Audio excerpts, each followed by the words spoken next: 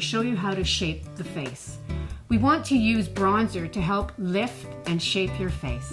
So I look at the shape of your face, and then we do a frame around it. In the same way that you frame your eyes with your brows, you want to frame your face with the bronzer to draw attention to the beauty of the face. And the beauty of the face is right in the middle.